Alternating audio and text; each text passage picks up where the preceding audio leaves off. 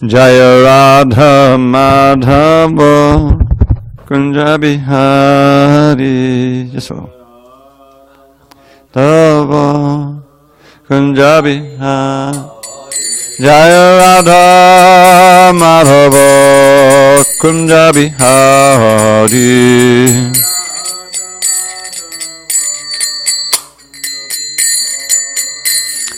Gopi Jana Vallabha. Good. Girivardhari.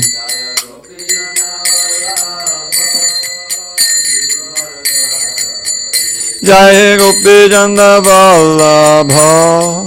Girivardhari. Girivardhari. Yashodanandana. Pradajana Ranjana Yashodanandana Pradajana Ranjana Yamunatira Vanachari Yamunatira Vanachari Jaya Radha Madhava Kunja Bihari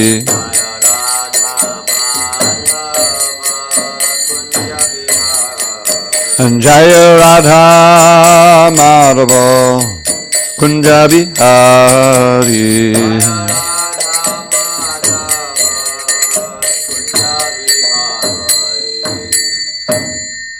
Jai Mishnapad Paramahamsa Parujikacharya Ashtotar to the Sri Srimad Divine Grace Srila A.C. Bhaktivedanta Swami Prabhupada Ki Jai ISKCON BBT Founder Acharya Srila Prabhupada Ki Jai Jai Om Vishnupad Paramahamsa Parujikacharya Ashtotar to the Sri Srimad His Divine Grace Srila Bhakti Siddhanta Saraswati Thakur Ki Jai Ananda Koti Vaishnavina Ki Jai Namacharya Srila Haridas Thakur Ki Jai Kantaraj Srimad Bhagavatam Ki Jai Samaveta Bhaktivinoda Ki Jai All glories to the assembled devotees.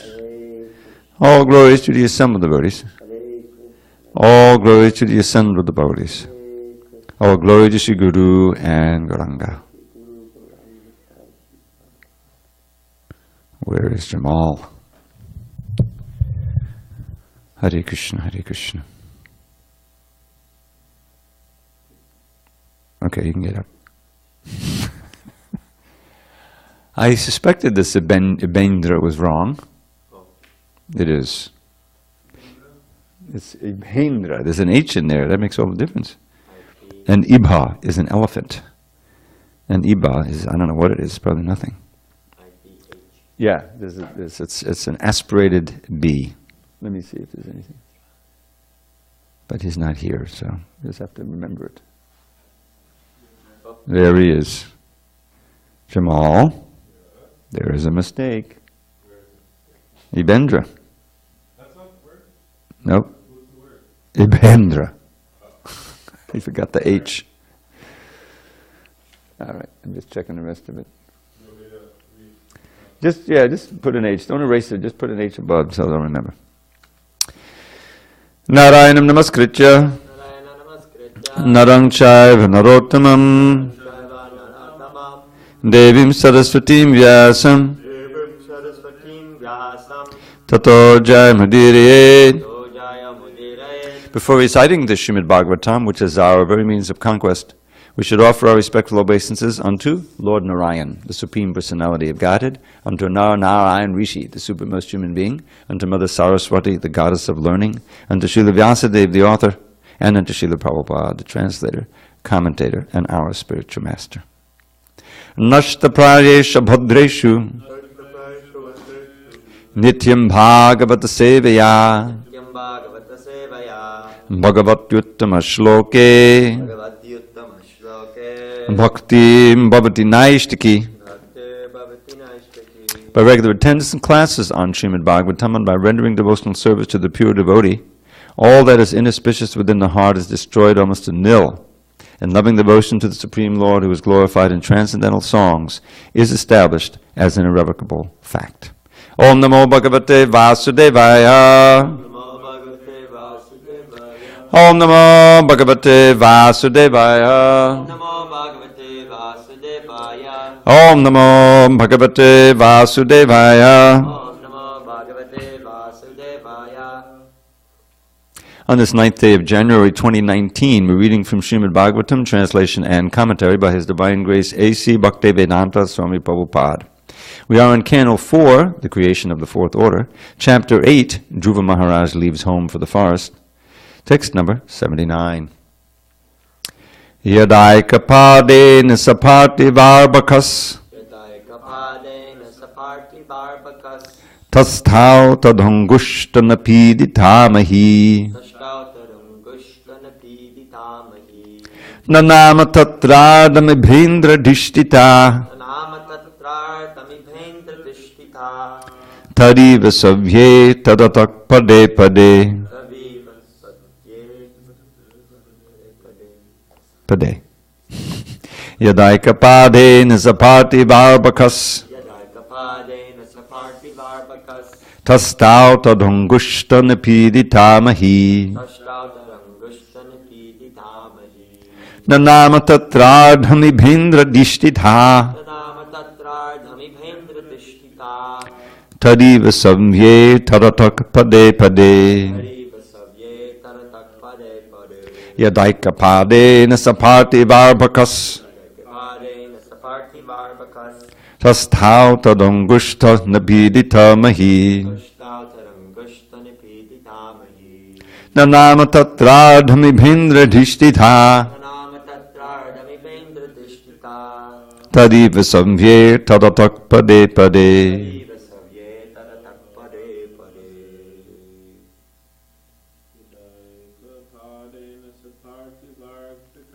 yadaikapade nasaparti varbakas tastau tadhungastanapiditamahi nanama tatradhamibhindra dishtitha tadiva samye tadatak pade pade yadaikapade nasaparti varbakas tastau tadhungushtanapiditamahi nanama tatradhamibhindra tadiva samye tadatak pade pade yadaikapade nasaparti varbakas tastau tadhungushtanapiditamahi nanama tatradhamibhindra dishtitha tadiva samye tadatak pade pade. Want to give it a try? Yadaikapade sapati varbakas tastau tadhungushtanapiditamahi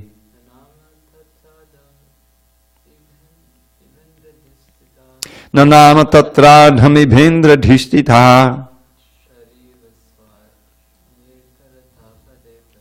tadiva samye tadatak pade pade. Yada, when. Eka, with one. Padena, leg. Saha, Dhruva Maharaj. Parthiva, the kings. That's a possessive kings. Arbakaha, child. Tastau, remained standing.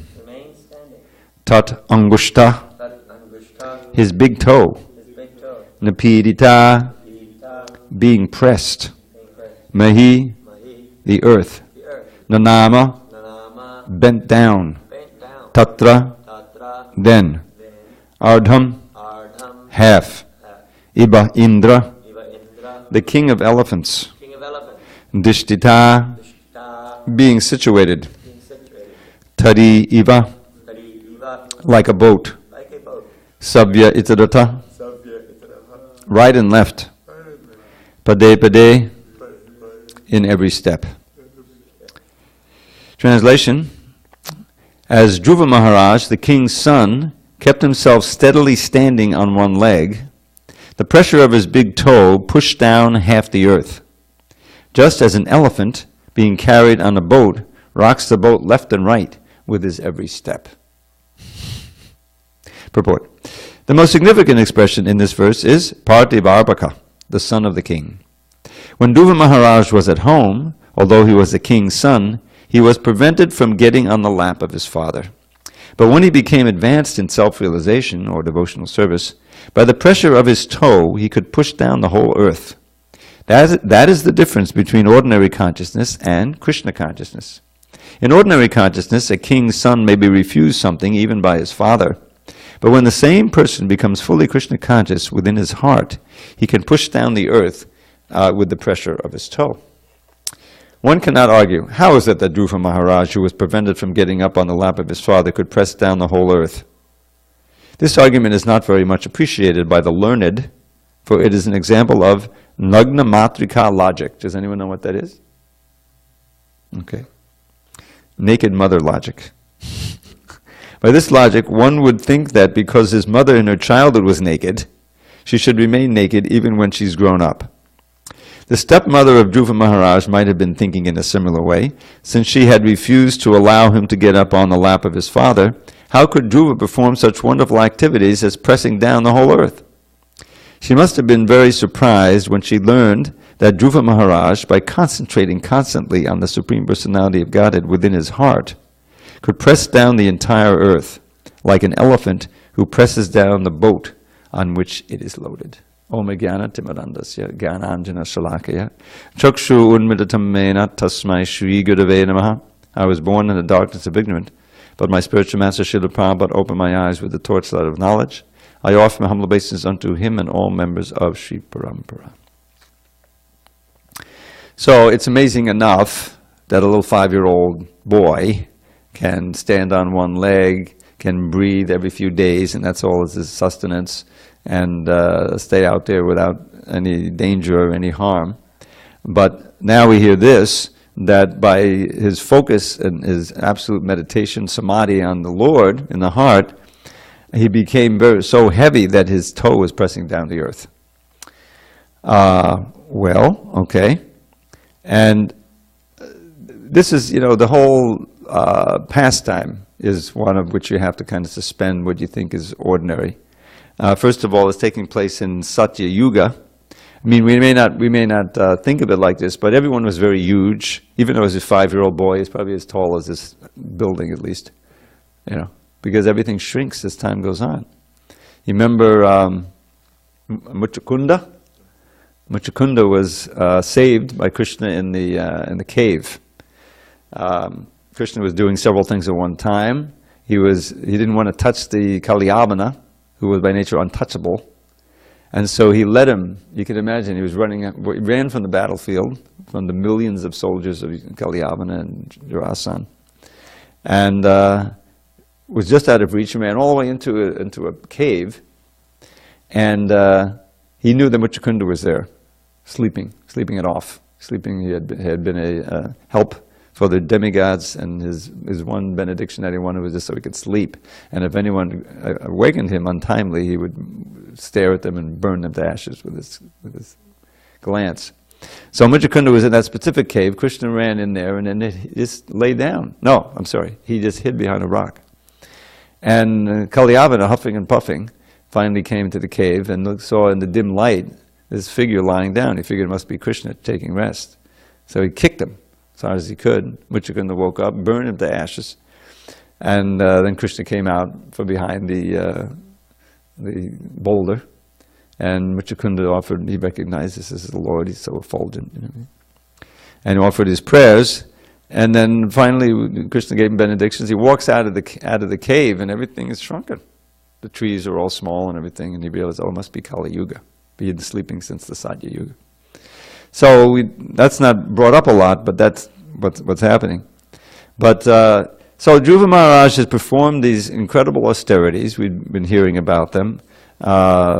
beginning with, eating only the fruits that fall from the tree, and then just eating them once every 3 days, and then not eating anything, just drinking water, and then not drinking water, breathing, and then just breathing every few days. So we'll see in the next verse or so how that breathing was also so powerful. But here, the point is made that he's become very heavy, and it reminds me how the very word guru means heavy with knowledge, but also heavy with authority. That's the thing. We don't see the guru, making footprints in the concrete, but it's more importantly the knowledge and the realization and the empowerment makes him an authority that can actually channel, if you will, Krishna's authority, the previous acharyas, and do miracles like make this movement happen. Really transform people's consciousness just by even a moment's association. And that's why I mentioned this other verse that maybe we'll review since I forgot it. Arte vidyamane pi sankshate nanavartate dhyaya divyan pungsa swapnava bodh jita swapnava. We'll learn it. But another one that appears 3 times in the Bhagavatam, one with a little change, concerns the association with the great souls. Tulyama labenapi naswargam napanarbhavan bhagavat sangi sangasya martyanam kimutashisha. It's worth memorizing this verse. Tulyami, tulasi comes from this. It's like, one of a kind, not equaled. So tulyami means equal. Tulyami, lavenapi, even a moment, lava is a fraction of a second.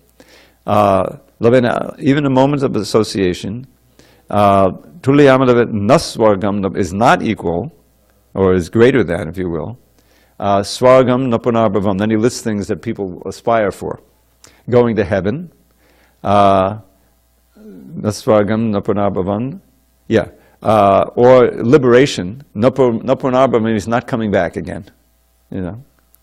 It's greater even than liberation, greater even than going to heaven.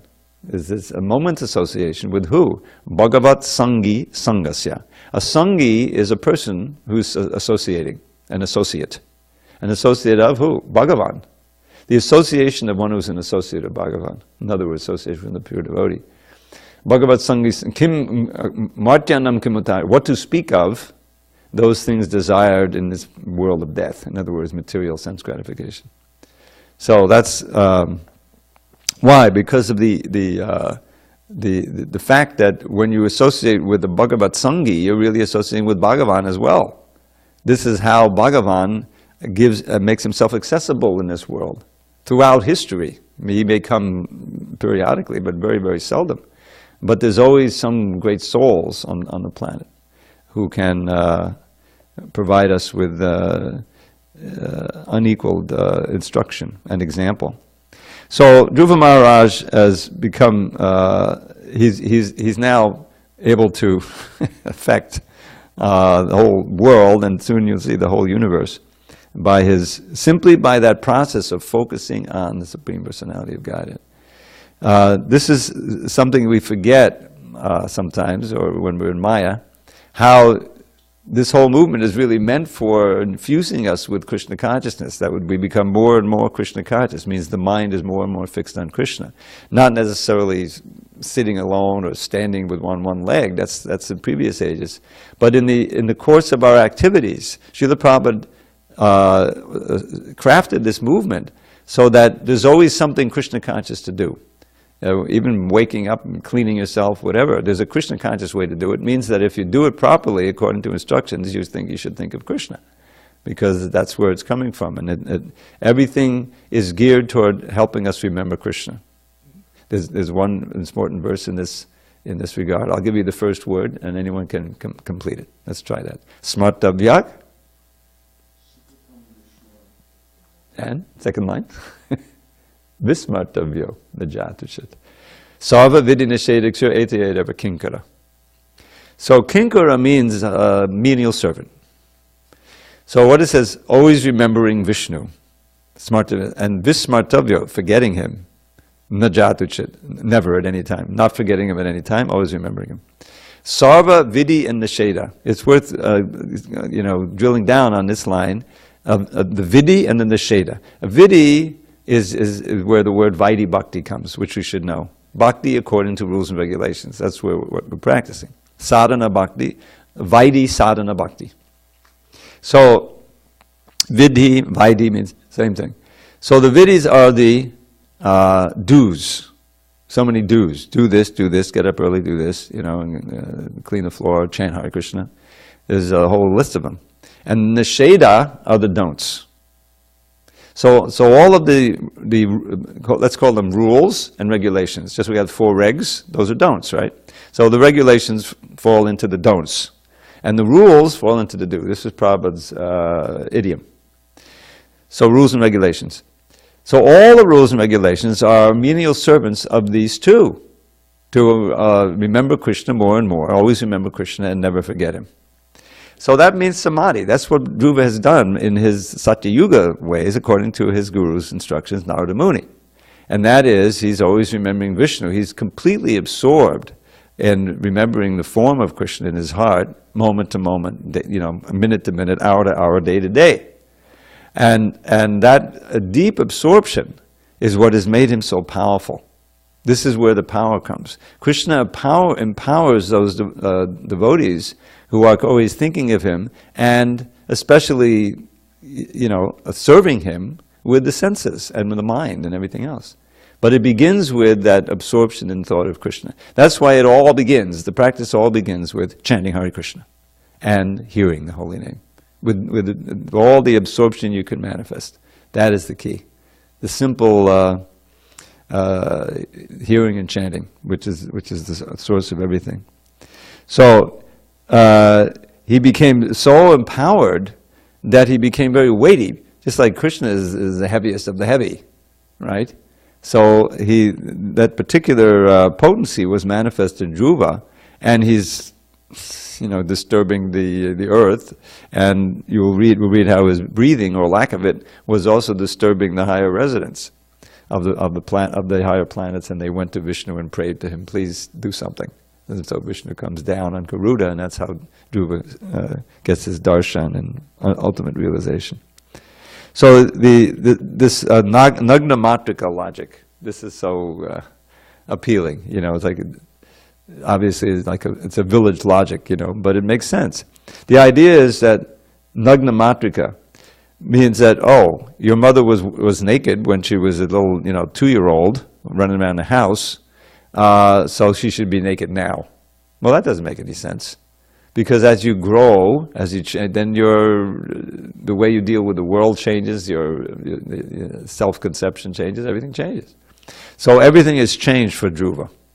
And we'll read in a few verses when he offers his prayers, there's some really sweet ones, how his whole motivation has changed. His whole heart has changed. He doesn't care at all about the kingdom now. In fact, it's a big headache that Vishnu wants him to take it up. He does it as a service. But he's not like, finally, I got Dhruva Loka, I beat my father, It was a childish motive that got him going, but he was blessed with Narada's association and instruction, and he's become, fabulous, realized Vaishnav now. So, how could Dhruva perform such wonderful activities? So he's saying, so many people may doubt. So he says the stepmother must have been very surprised when she learned that Dhruva was able to press down the entire earth. Yeah, she's a stepmother, Suruchi, and so that's what's going on here. The logic is that, in other words, the logic is, look, human beings are limited. We know. The strongest man in the world was only able to lift, 500 pounds or something. There's a record of it. Some Russian guy, I'm sure, they're into it. It's right there in the records of the Olympics. So how is this little boy supposedly moving the earth? Yeah, it's impossible. The whole thing is a myth. So that kind of disregard, because every couple of verses we encounter amazing things that don't mesh with our logic and our experience. But Prabhupada is constantly pounding away. You have to open your your understanding. That's really what a large part of surrender is to give up your preconceptions of what's possible and what isn't possible.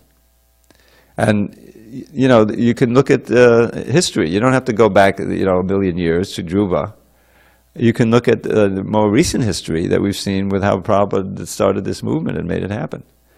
You know, that's the real miracle, and it's a real valuable miracle. Someone may have some powers, yogic powers, to, as Prabhupada explains, I just heard on the tape, I think when he was a child or a young man, he heard this story of how a yogi who had the power of, what is it, prakamya or prapti, you can get something from far, you know, you can bring it, pomegranate. So I think it was his friend or something. Anyway, the yogi was a guest of his father, and he asked his son, boy, what would you like?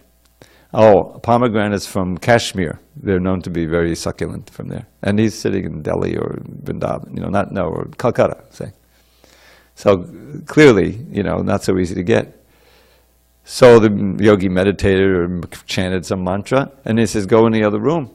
He opens the door, and there's like a branch with several, you know, broken off of a pomegranate tree with several pomegranates, ripe pomegranates on it. Wow, it must be God, you know. But that's just, you know, one little thing that's not in our wheelhouse of what we think is possible.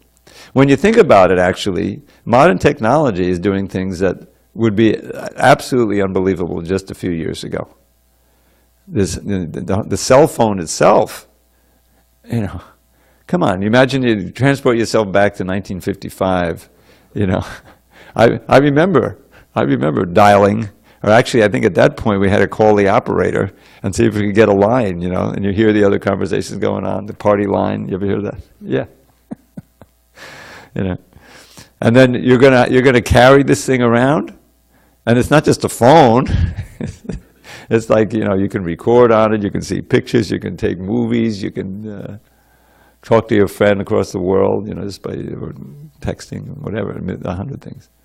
That would be as amazing then as some of the things we read in the Bhagavatam.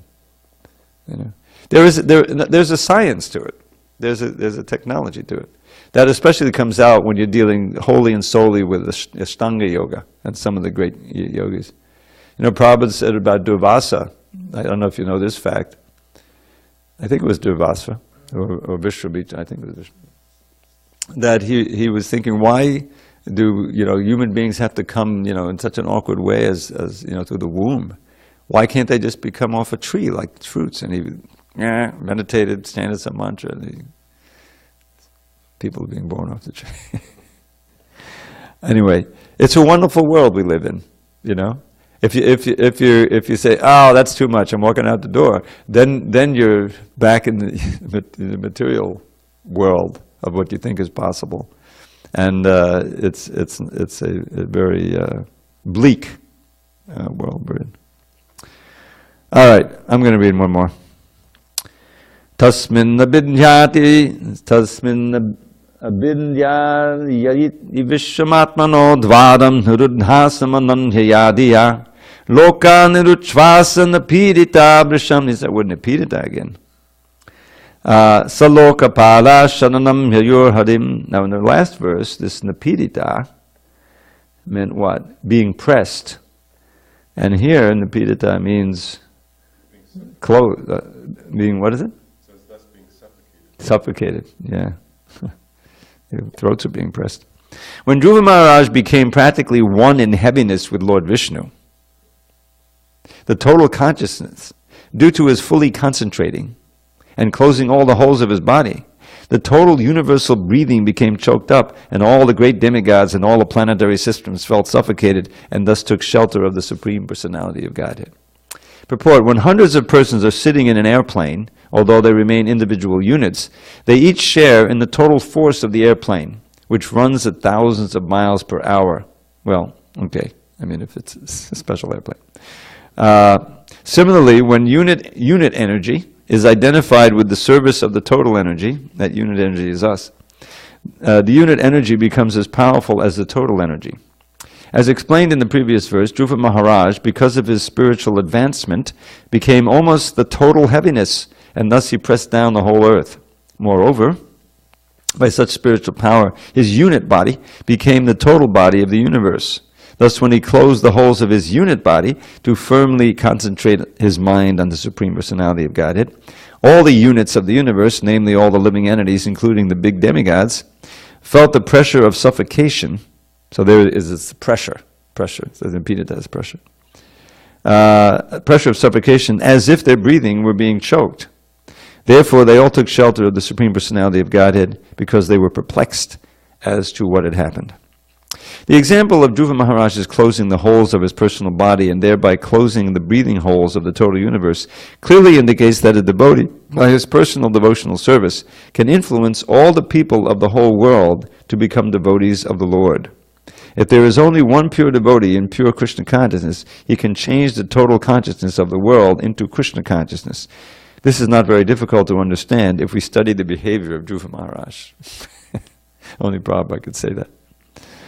So there you have it. The real value of this, of becoming so powerful, is not to get some material thing, but rather to become influential. Remember, Krishna has this quality of tejasa, means this most influential, which you can think is like charisma, a natural leadership, But, on a transcendental level, he can convince anyone of anything practically, unless he's an out-and-out demon. So Srila Prabhupada had that quality of Krishna's, is that, coming into New York City, it's really miraculous what happened. You take, these, the advantage was, and he probably knew it, that they didn't know anything about Krishna. Because in India, he was just the same Prabhupada, but he couldn't really make much headway. And when he went back to India with the dancing white elephants, Americans mostly, a few Europeans, that's when he began to attract attention. And he would really berate his countrymen. Here you have these Americans who didn't know anything, but they're chanting so nicely, becoming advanced, and you've given up your own culture. What was that verse he would always chant? Bharata bhumite manusya janma hoila shahas, janma sarta koti pada upakar. That Lord Chaitanya said that those who are born in India have a special responsibility to perfect their lives with Krishna consciousness and then make everyone else Krishna conscious. So Prabhupada was able to effect a wonderful transformation in those who would allow themselves to be influenced. Bhagavatsangi sangasya. It was Krishna's influence of attraction. I remember when I first learned that, in reading the Chaitanya Charitamrita, that the Hare Krishna mantra is a manifestation of Krishna's flute sound in this world. It made perfect sense. Because, I was a total atheist, and I just started meditating on Hare Krishna more or less as just a sound. But I was just, my meditation, maybe my little 15-minute meditation. But I was concentrating as much as I could on that sound in my mind. And it really turned me around. What it did was it made me very curious about Krishna. Who is this Krishna? And the more I learned, that makes a lot of sense. All the time chanting Hare Krishna, Hare Krishna, Krishna. Whereas those who don't chant, those who are, they have the barrier of doubt and atheism and, all of this stuff, skepticism, it doesn't penetrate. That's why it's really like a fishing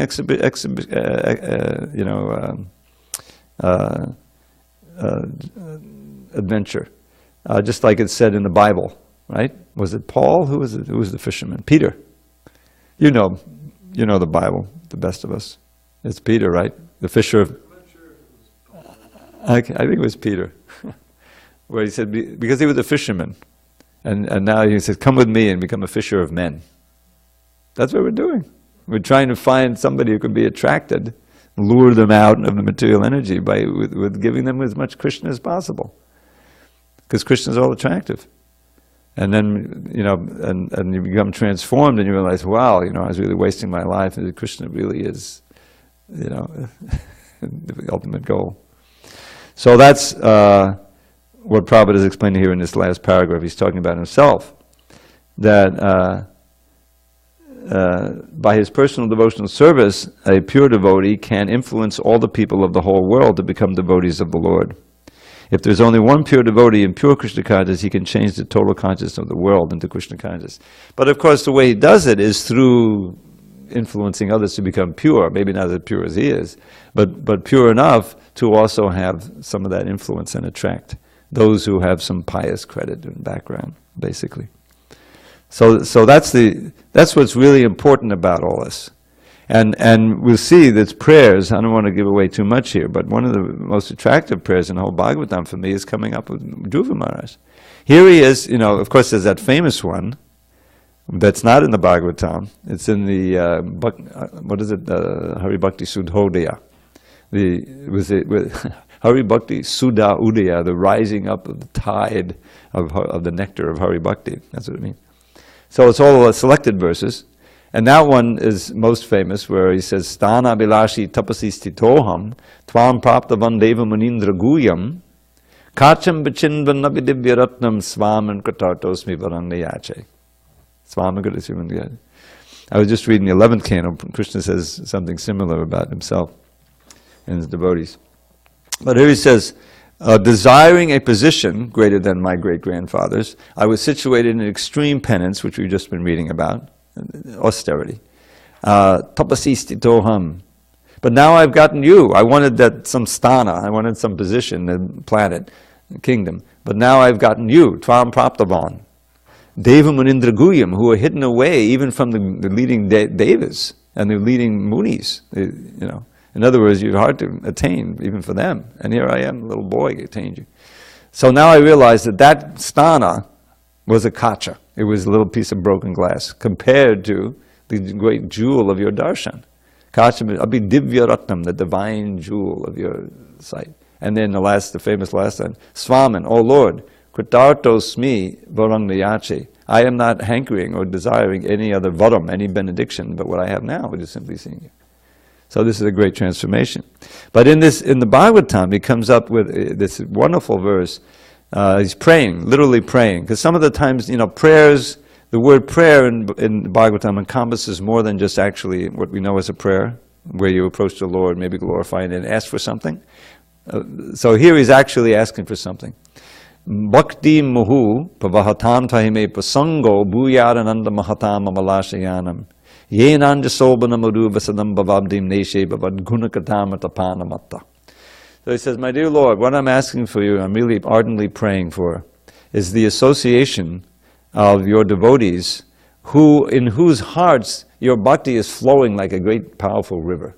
Pavahatam and prasanga. This word prasanga keeps coming up again and again. You remember this Sadhu Sangashtaka? It begins with the word prasanga. Prasanga simply means very intense association accompanied by intense attachment. And that we're bound by that on the material side. We've been associating with this world for so long through our senses, through our mind, and we're still doing it, and it produces all this attachment which keeps us bound here. So what does Kapila say? You have to take that very attachment and association and turn it toward the sadhus. So here he's saying, I want to have that intense association with your great devotees in whose heart your bhakti is flowing like a powerful river. Pavahatam, he's like a river. Try Bhuyat Ananta Mahatam. Bhuyat Ananta Mahatam. Ananta is the Lord, or unlimited Lord. Mahatam, the great Mahatmas. Bhaktim Mahu Pavahatam, again and again. Bhaktim Mahu Pavahatam, Tahime Prasango, Bhuyat Ananta Mahatam, Amalashayanam, whose hearts are completely pure of any other desire. Why? Because Yena, by that, this is instrumental, by that association, I will easily cross over this ocean of birth and death, which is full of blazing fire-like dangers. Ulbanam, Vasanam Bhavabdim. How? Neshe Bhavat Gunakatarmatapanamata, because I become mad to hear the glorification of your name, form, qualities, and pastime. That's the end, the last line. In other words, in that association, you can actually hear real Krishna Katha, not just rote reading, but actually coming from the heart, which changes the heart, and that's what he's hankering to get. Guna Katamritapana, the nectar of your talks. I want to drink it. I'm becoming intoxicated with that. That's what he wants. So that's coming up. It's a great prayer. And in that purport is one of the most famous lines in Prabhupada's books, because by the time he wrote the fourth canto, already some devotees that he had so much confidence in were starting to fringe out and lose, it was happening. So he said, so those who are thinking that they can be aloof from this Hare Krishna movement and be Krishna conscious are leading a great hallucination, living a great hallucination. He says it right there. It's coming up. Okay, any questions or comments on any of these varieties of points? Remember, we did 2 verses, so tomorrow we're going to do 81. 81.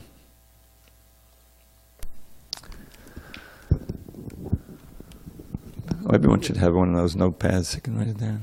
Bhakti. What was that? The notepads are good. You keep notes and then you... Oh, okay.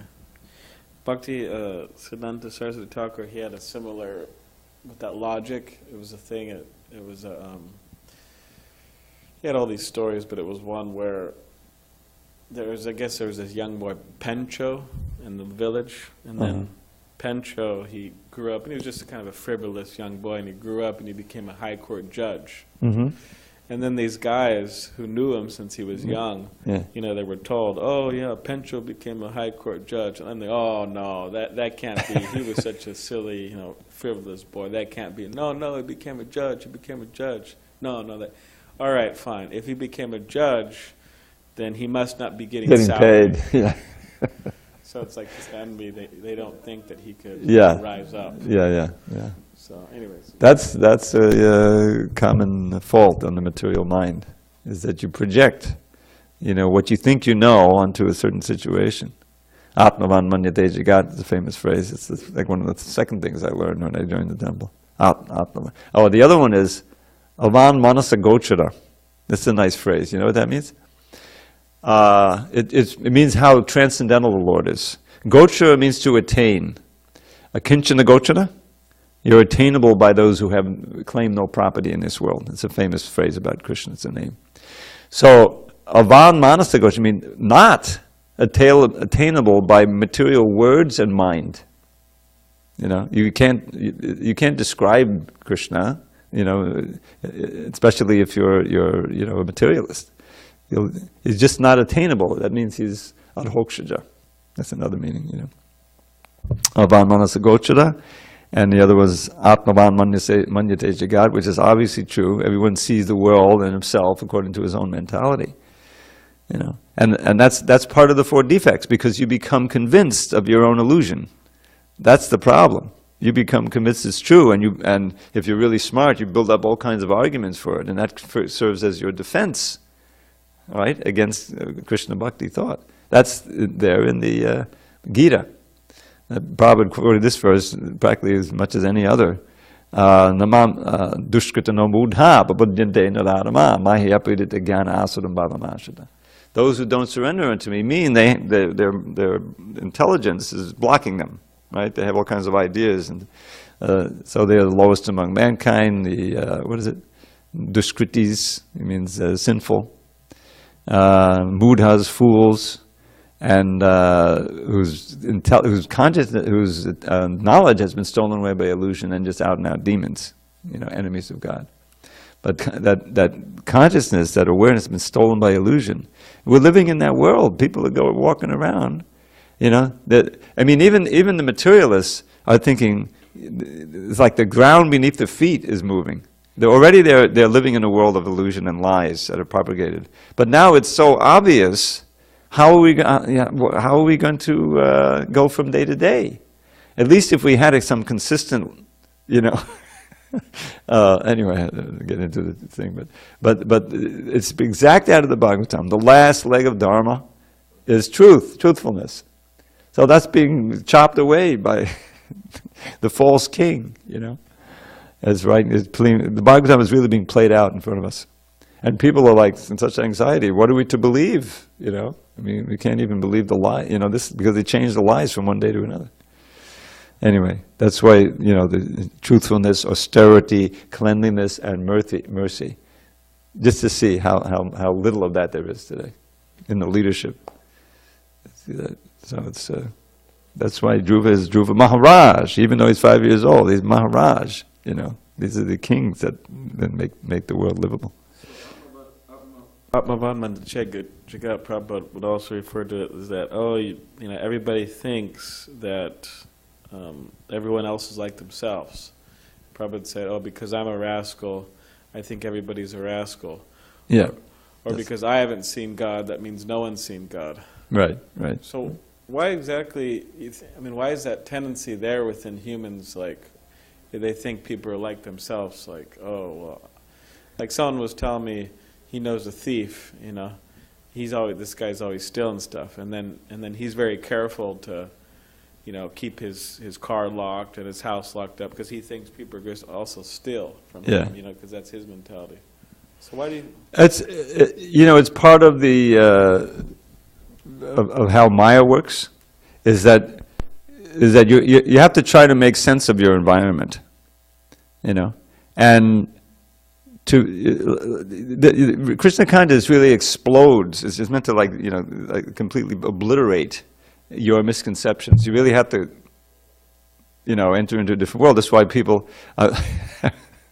I couldn't help laughing. The other night, I'm going home, right, and it was dark. It was after the Gita class, and so I see this guy lumbering for me. He was some big guy. I said, "Oh boy, is this going to be trouble?"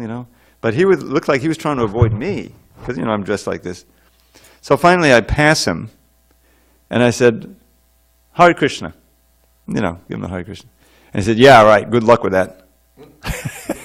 And I figured, well, this is like an unintentional blessing, You'll get some credit for that.